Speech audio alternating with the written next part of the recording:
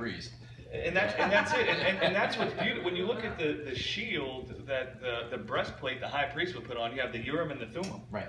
The judgment of perfection is when you look up Urim and Thummim. So it was he was dressed in the judgment of God, which was what? Perfection. And if you look at, I don't know if it's Urim or Thummim, but one of them also means light, which would be glory, the Shekinah glory. So the judgment of God about the high priest was perfection, and he's clothed in my glory and my perfection. And then that's what allowed the high priest to be standing face to face with God. But that was a type and a shadow signifying what would strengthen us to be standing in the holy place with God, which was for us to be clothed in our hearts with the persuasion that said that God's judgment about us was perfection. Yes. You see? Yes. Yeah. Does that make any sense? And so God's eternal purpose is for man to be face to face with him. That's his desire for his own life. Like when I grew up, I dreamt of being in the NBA, and then I stunted my growth with, my much tobacco use and marijuana use, and so I could never make it to the NBA because I'm only like 5'10". And then my dream was to run, and so all the things that could help me get to that pleased me. God's dream for his life was to be face to face with man for all eternity. And so faith is the only way. Faith dwelling in the heart of a human being is the only way for God to get face to face. So that's why faith pleases God. Now, if we turn it into, I'm not acceptable to God, but if I believe, then I can become acceptable, faith has just become a work. It becomes something I do to gain approval. Right. And that's when, that's the whole warped foundation. What we don't understand, even in grace, is God has to first come declare all people acceptable to him. He has to first say all people are acceptable to him. What wasn't acceptable was for his people to be dying. But that doesn't mean people weren't acceptable. The death they were in wasn't acceptable to him because he never created man to be in darkness or in death. And so that wasn't acceptable to him. But because our conscience is stained by sin, the Christian world turns that into man isn't acceptable to God. Yeah. We misunderstand identity completely. Yes. With having life or death. Yes. And then we preach, and that's what most of the people who attack me, that's why they attack me. They don't understand. Right. They don't have a clue. No. And they don't understand how that works in you. If that's actually the foundation you work from, you can never actually love people the way God does.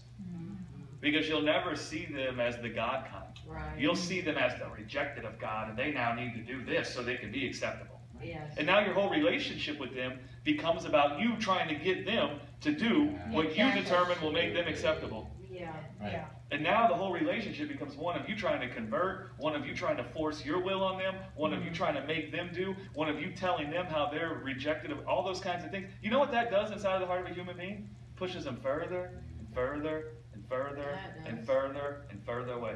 We'd be much better off ministering to somebody that we love one time, sharing the truth with them, and then just walking with them in life. Yeah. And allowing life to manifest that way. And I've seen it with lots of my friends that were atheists, that were into crazy stuff. And some of my church friends would be like, how come you haven't ministered to them? How come you haven't preached the gospel? We got to get them saved. And I never felt one time to do that. Never once. But they knew what I believed because we talked philosophy and we talked God and Reiki and all these different things. And then one day, man, the moment happened and they got saved. And it wasn't for me telling them, if they don't get saved, they're rejected of God. It was me telling them, have you ever considered that you haven't really rejected God, but you've rejected the image of God the church has painted? Yes. That's huge. Guy just started scratching his head, and he left, and man, they cried out to God on the way home in the car and asked God to come be in their heart. It registered immediately to them that was the voice of God all the time leading them away from the image that the church had painted of God. And they're some of my best friends to this day. I never once tried to convert them or tell them, you must be saved. That doesn't mean we can't preach evangelism or any of that. So please understand the context of what I'm saying. But the other side of that is that we send many, many people out with the wrong motives. Yes.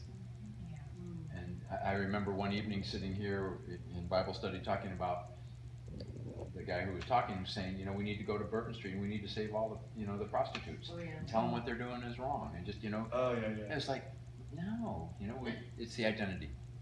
It's the identity versus behavior that we were talking about. But he just couldn't get it. When we were talking, he just wouldn't get it. You preach the truth, and the truth does what it does. That's right. It's like we're trying to strong arm people into the things. Right. We gotta have it. That's right. Because we look at people as merchandise. We got our little ticker, and we think that if we can get more people saved, then glory to God, we'll have a bigger mansion Yes. in heaven. In heaven, as if we're trying to get to heaven to begin with. People can realize it. People can feel Oh that. yeah, you That bet. really is true. People can feel that when they think they're being looked at like they're a notch Yeah. or a conquest, Right. something that needs to be conquered. Instead of you looking at them like, man, they're a human being. That means they're the God kind. That means they come from God. Yes. And now just talking to them like that, Yeah. you might learn something from them. Yeah.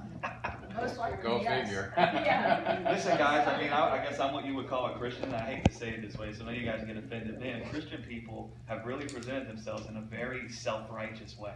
Yeah. Been there. And that has, like my friends that rejected God, that presents God in a wrong kind of way. It doesn't present love. It comes off completely wrong. Mm-hmm. Yeah, I totally agree.